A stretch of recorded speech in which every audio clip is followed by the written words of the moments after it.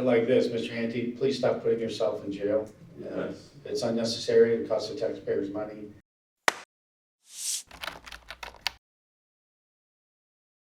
Are you suggesting that the court of the 2nd Judicial District, the Sheriff of Washoe County, the Chief of Police of Reno, the Washoe County DA, etc., should be taken to the train station? There's no specific. I do believe, I would object to this argument of Sustained. All right, are we through with the? Almost. Okay. You said you were intimidated by Mr. Strala bringing up your name in open court. Yes, Mr. Strala and I have never enjoyed a really solid professional relationship. We actually were friends in college, but that changed. Okay. Very interesting, but you were intimidated when you said your Yeah, name. intimidating, harassment, defaming. Okay. And you, of course, understand why someone hearing the suggestion that they should be taken to the train station in the manner that happens in that television show is intimidating. How are you commingling Mr. Strala in that? I don't understand. I don't. Mr. Strala was giving my opinion by me through an email. I did not threaten him, did not take him to any quote-unquote train station. I just told him what I thought of him bringing my name into a court hearing that had no direct connection to it. Yeah. Simple. You suggested, I'm not a man of violence, I am not a man of violence, but what? but I'm a man of tenacity. That's correct.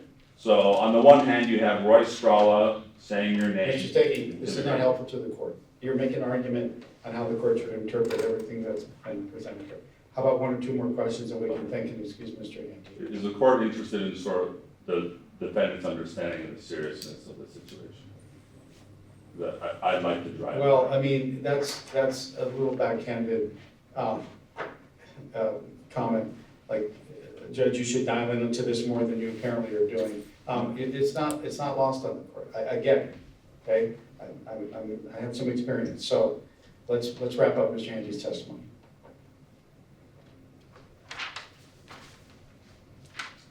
No further questions, thank you, Judge. Mr. Day, can we thank and excuse Mr. Handte? All right, thank you. Mr. Handte, please step down. Ladies and gentlemen, we'll be recessed for 10 minutes. I'll come back, we'll continue the hearing. Probably at that point have the parties sum up what they believe the court has learned today. See you in approximately 5 minutes to 3. all rise. In session. Thank you, please be seated.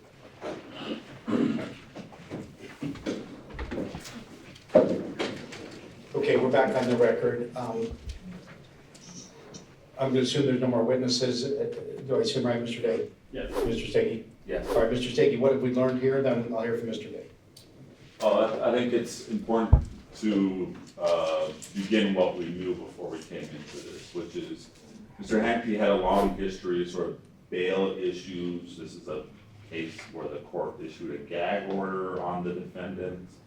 There were potential issues with that, sort of involving, for example, going to the law office of a former prosecutor assigned to the case, the FBI sort of building issues. We also need to remember sort of the why of, and of course, throughout the existence of the case, a lot of contact with court staff from the defendant, sort of by the defendant or on his behalf. And so we need to remember why these conditions were imposed, and particularly the no contact and the sort of insightful language.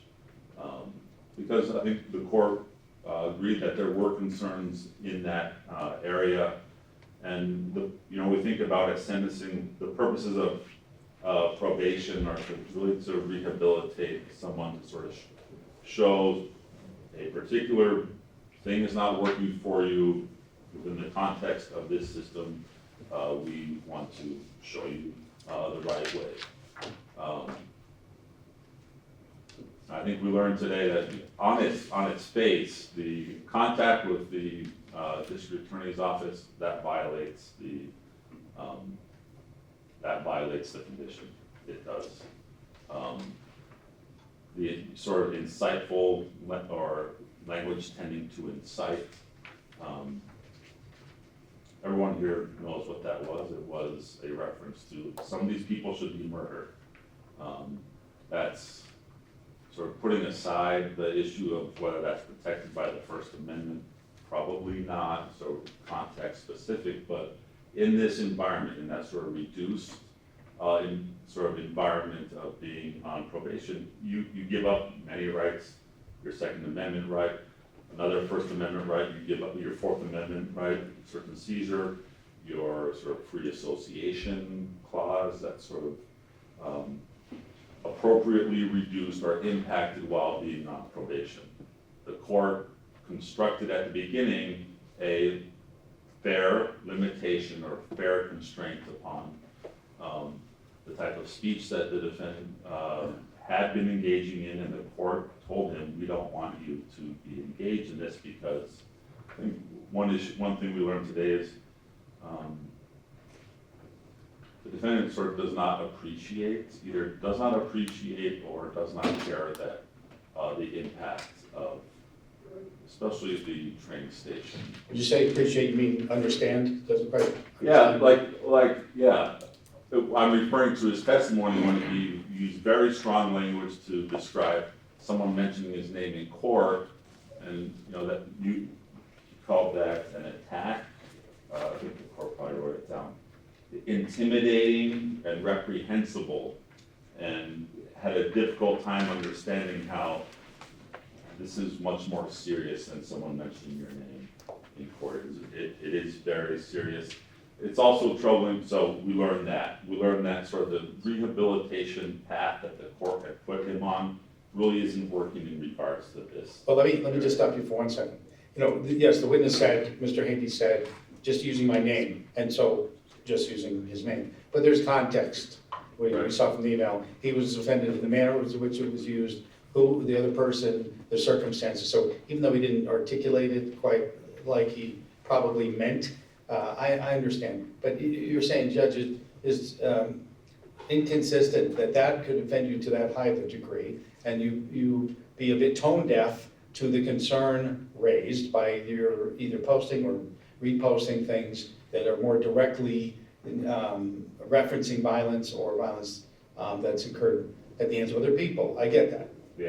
Yeah, and I mean that sort of blindness to that contrast and sort of blindness to, we talk about, we don't really want to drag the First Amendment into this, but the former being much more protected than the latter. This question of, hey, he said my name, which is, we all have to agree, that's something that happens, that's what adults do. Other people talk about other adults, sometimes in courtrooms, sometimes in public context.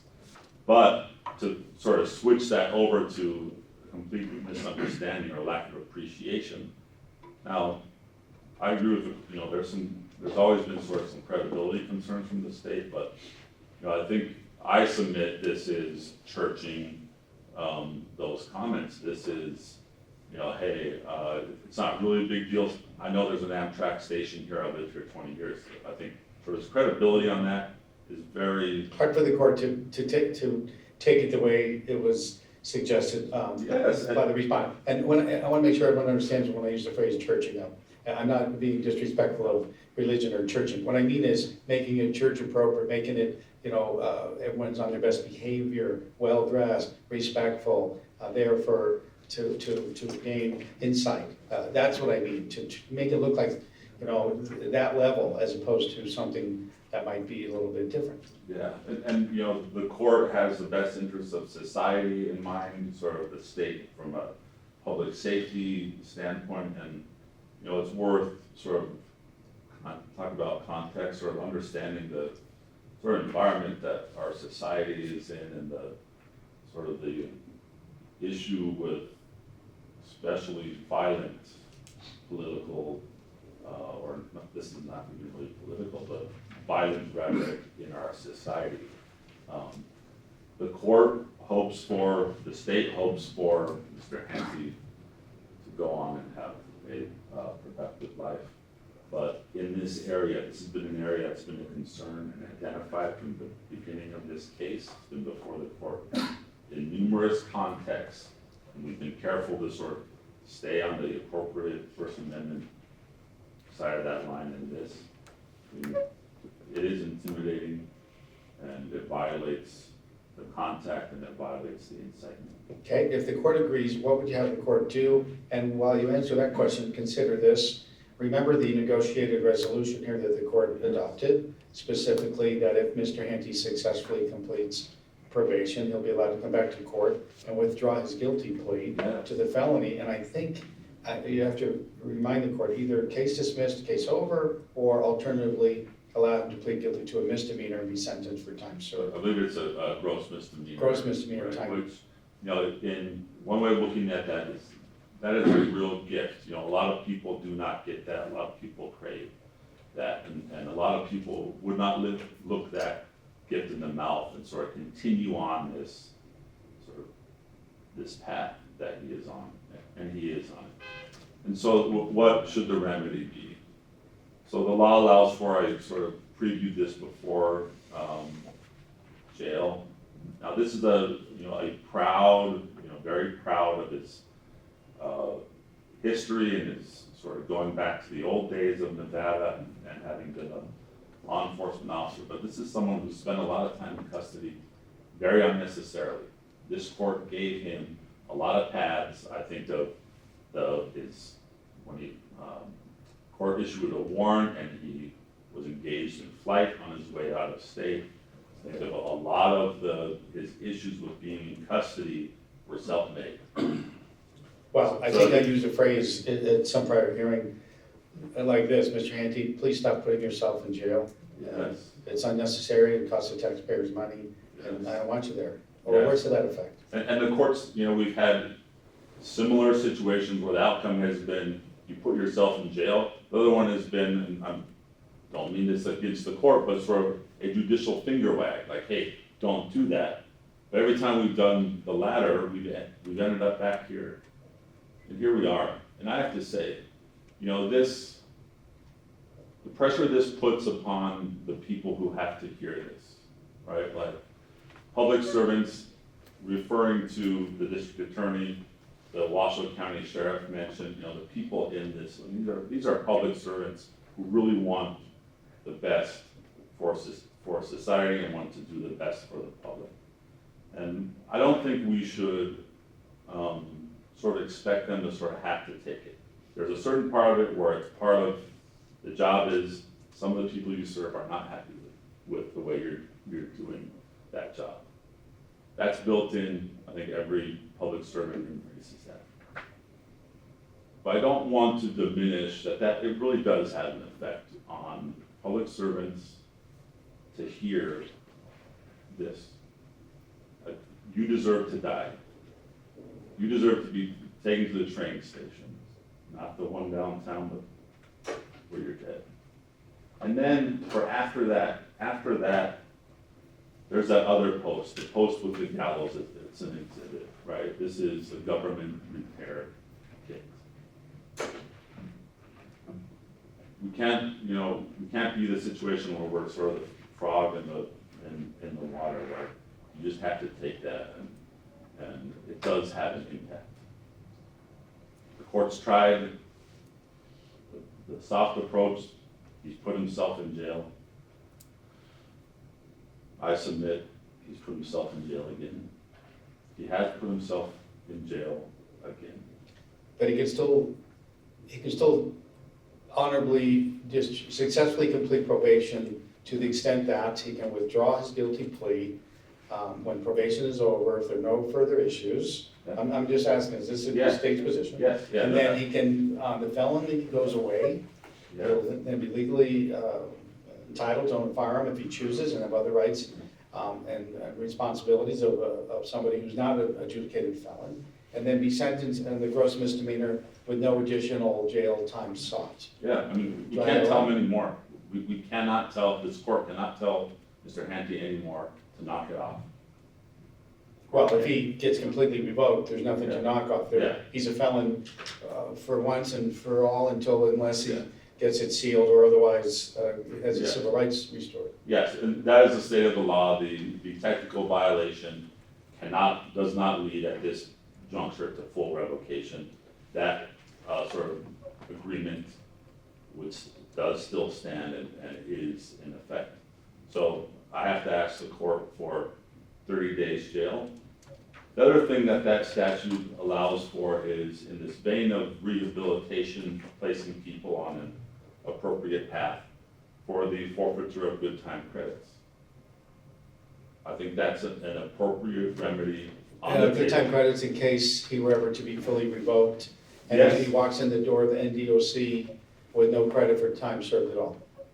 Well, it's not the credit for time served, it's good time credits accrued towards the finishing of probation, right? Well, So, it's an interesting you say that, because when the court orders fixed term of probation, well, I'll give you a moment.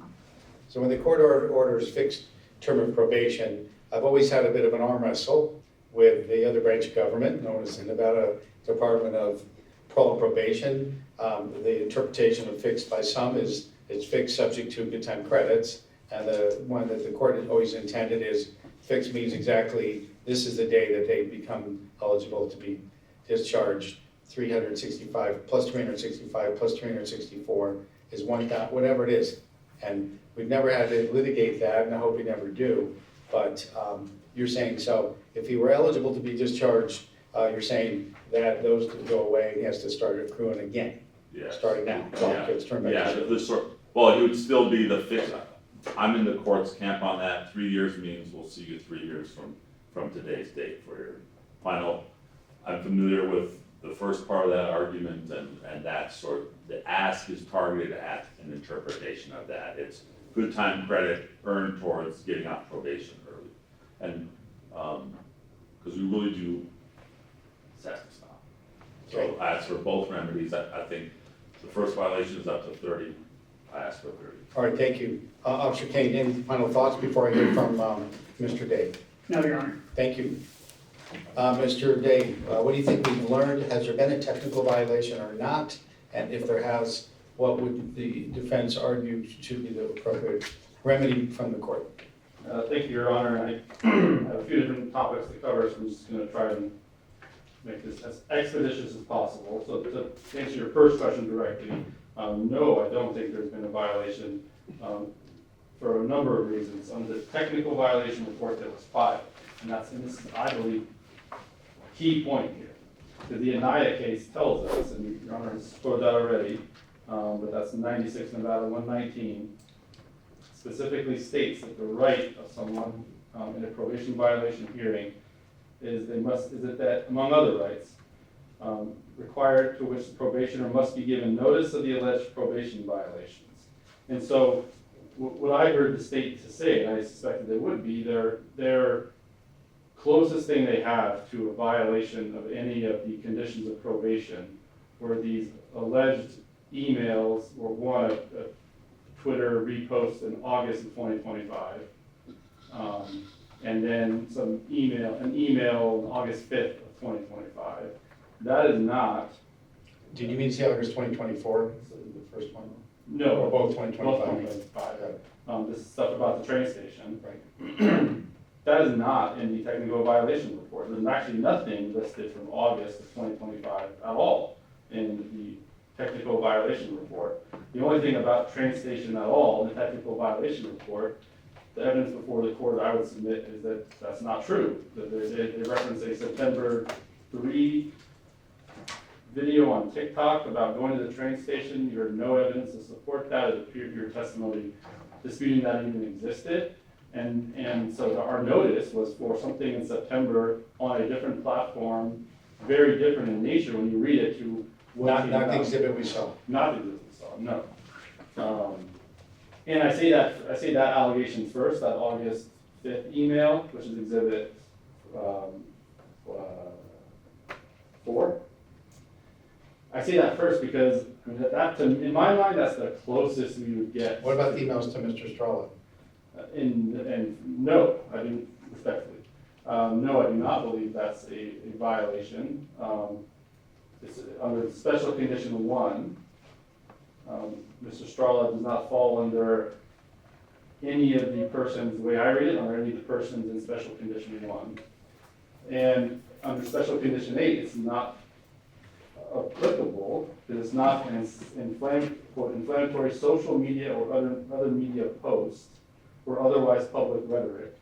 An email to Mr. Strala, I know other people are CC'd on that, but that, I don't know that anyone would call an email a public post, social media, or anything like that. So it doesn't fall under either of the special conditions, just as a close reading of those conditions. And then more broadly, I really don't see what he did wrong in that email.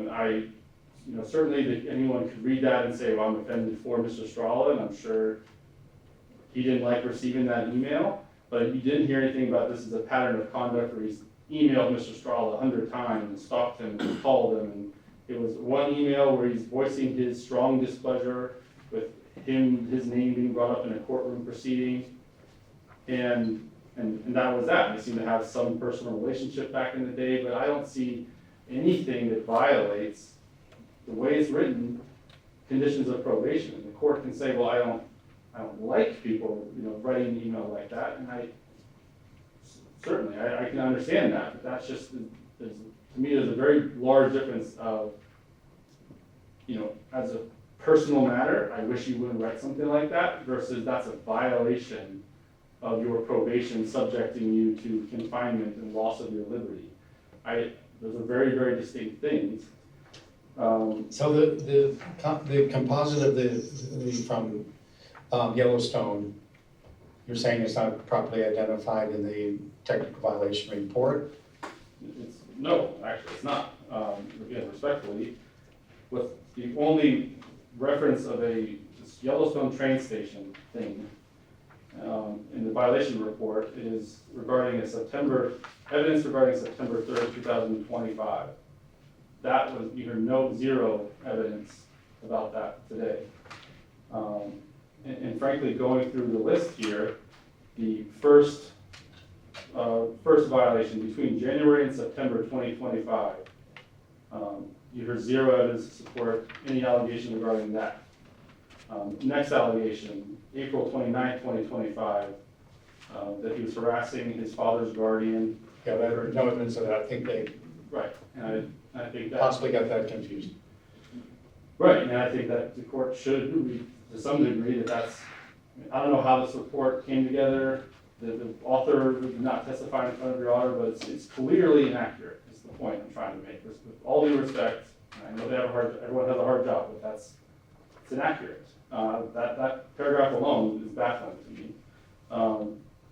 Next, the text message between my client and this sheriff of Story County, the testimony you have is, the date's wrong, so it's a year old.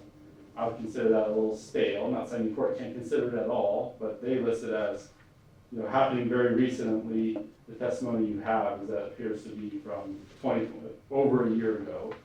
You also heard the context of that, that they have a pre-existing relationship. He sent some messages, his concern about an issue ongoing in Story County. Didn't receive any response back, and then stopped texting him, has had no further contact. So it's not special condition 8, it's not a public post. That appears to be a person-to-person communication, so it can't fall under special condition 8. And it's stale, and you believe it's not directly encompassed or grabbed by any of the special conditions of probation that the court has imposed. Couldn't say it Fair? better myself, yes. Well, I'm making sure I understand your position. 100% understand. The next allegation is the September TikTok. Again, no evidence that it appears to be inaccurate.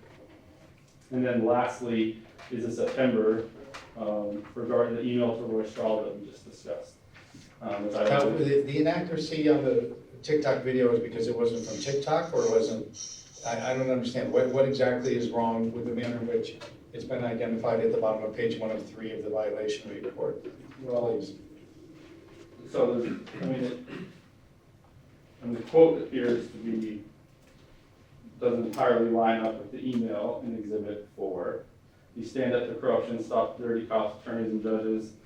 They are evil and carry evil in their hearts and minds. You carry good. You carry God to fight the evil.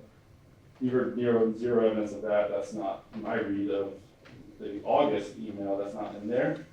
So that it's just factually inaccurate, and no testimony to support it. I mean, again, you can see that there's evidence that he reposted without comment on Twitter, a public platform, the compilation video. I just don't. Let me ask you this, if that were in this report, would we be in agreement that there would have been a violation of special condition 8 to a reasonable person? It might be interpreted as inciting violence? Just from posting without comment a compilation video, no, I don't agree with that respectfully. And so, I mean, I don't think it's odd to argue in my experience, from my experience, this violation report, because I mean, normally it's crystal clear to me what the probation violations are. But I can't imagine a scenario. I know there's a unique backstory here, and I'm very new to this case. Well, the unique is, there's been history, Right. so there's context. The unique is several opportunities for Mr. Handte to use better judgment. And then the other uniqueness is the actual logistics and reality. We have a Reno case, we have a Reno officer, we have compacts assigned to the Las Vegas office, and then we have a California. So there's a lot of pieces here. But if this goes the defense way, it might be because the court has concern with what happened, but technically and you know, it's funny using the word technically, technical violation ask, but technically this might not have captured. This report that was filed might not have captured closely enough, clearly enough to give fair notice to the defense, and the court says, under the circumstances, despite the court's considerable concerns, no technical violation having been found, but in the future, if there's even so much as a jaywalking that violates a term of the special conditions of probation, Mr. Handte can expect 30 days in the Washington County Jail. That might be the court's ruling. You understand? I do understand, and just jump a little bit toward the end. I mean, as a broader point, I think my client understands, and you kind of heard that through a little bit of roommate, that good idea to tone things down. And I'm a pretty pragmatic person, and although I'm also Only if you don't want to touch that fence, that electric fence around it known as probation. If you want to get zapped, if you want to run the risk of not having your felony conviction set aside, if you want to run the risk of spending 4 years in prison, just stay away from the fence. Instead of push on it and see what the... And as a pragmatic point, I 100% agree with you, Your Honor. I suspect you won't see this come up in the future, but I do think it is worth noting, without spending a long time talking about it, that the First Amendment is very, very relevant here. I mean, and I understand, as a general concept, someone on probation has restricted constitutional liberties, but it is not all the case law. I think it's clear that it's not. The Fourth Amendment is different than the First Amendment. The analysis for a First Amendment restriction is very different in the compelling interest of the government to control what someone's thinking and speaking and acting, or speaking and thinking in particular, is very different than the compelling government interest to make sure that a probationer is complying with not having illegal items, ongoing criminal conduct. But this hyperbolic rhetoric and things that concern the government here, that's, in my view, that's why we have a First Amendment, because people have a right to say things, and if they're going to say something that everyone agrees with and is just polite and in general people agree with it, you don't need a First Amendment to protect that. And there's endless case law about this. I think one that comes to mind, the Watts versus United States, everyone learns about that in law school. But what's the quote from that? That's the, if they give me, in the context of the Vietnam War, if they give me a gun, the first person I'm going to shoot is LBJ, the President of the United States. And the Supreme Court says they viewed that as hyperbolic speech in the context it was given, was in the context or protest and anger against the government and government's actions, and consider that protected speech, could not prosecute him. And I think that's, saying if I get a rifle, I'm gonna shoot the President of the United States, in so many words. But protected speech, hyperbolic, in context, angry at what the government's doing. And that is, to me, a perfect example. That's why you have to have a First Amendment. Is it pragmatically, is it in Mr. Hante's best interest to tone things down and lay low and wait till his probation expires? Because he's clearly not having issues really with his probation. He's in compliance. Sounds like his California probation is generally happy with him. So other than his being upset with the government, other than that, I'd say, I put to the court, he seems like a model probationer. Well, he had apparently a photo of Gallows, leadership or political rehabilitation, I forget the words. We have the composite from the train station. We have emailing Roy Strala, we have him texting the sheriff, a friend of his, or former friend, colleague. That's really pushing it. It's pushing it. For a guy who wants to get off paper and have his felony charge withdrawn. I don't know how else to say it. And I don't think that point is lost on him. I can speak for my client. I think it's clear he understands. He has everything to lose in this context. I mean, again, broadly speaking, I do not view that there has been a technical violation there. What if the court disagrees? And what? To the extent the court disagrees that factually the allegations are proven, I would ask the court to, frankly, well, if you think there's a factual basis with this record, Right. I still don't think you should find a violation of the First Amendment. We did file a motion, that's not really right because it hasn't been fully briefed, but did file a motion to strike Special Condition 8 as violating the First Amendment. Know that the court wants to tackle that right now. Obviously, this case is going to be ongoing, so we could address that in the future. I'm for sure not tackling, I'm not modifying probation exhibit 8, whatever the outcome of this hearing is. I understand.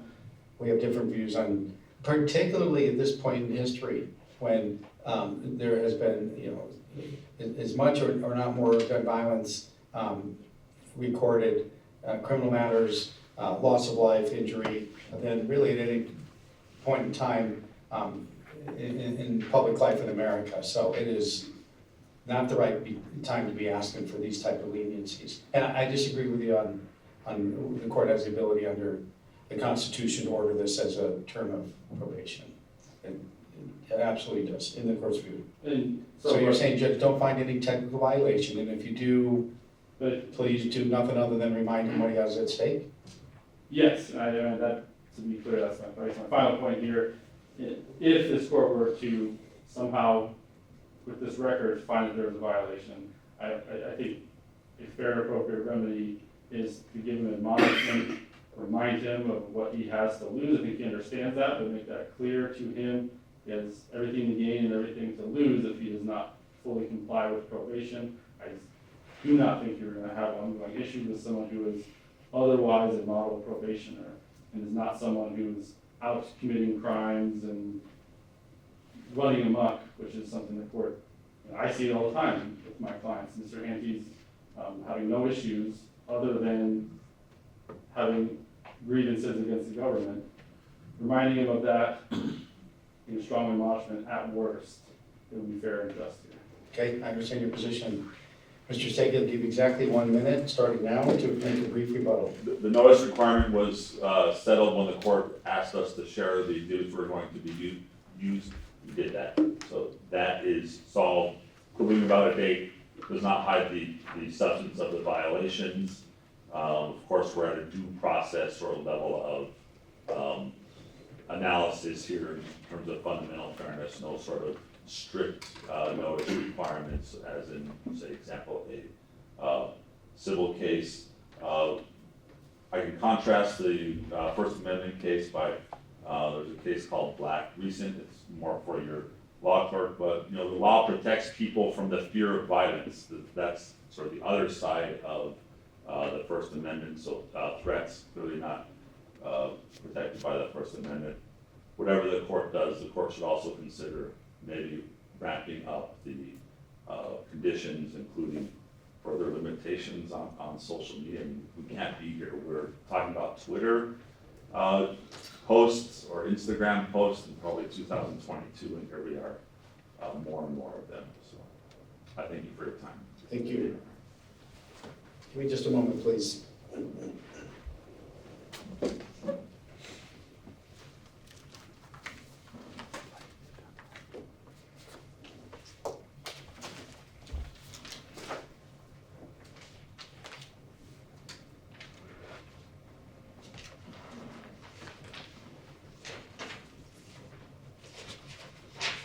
I'm briefly looking over again some of the jurisprudence on a NIA hearing and how the courts have approached these types of issues. By my calculation, Mr. Handte was sentenced and given a 3-year fixed probation term about 18 months ago. Does that sound right? I don't have it in front of me right now, but so he's about at the halfway point. Does somebody have that handy? Mr. Day, you're looking at it? Originally granted supervision on March 20th, 2024. Okay, so we're just past halfway, 45-yard line.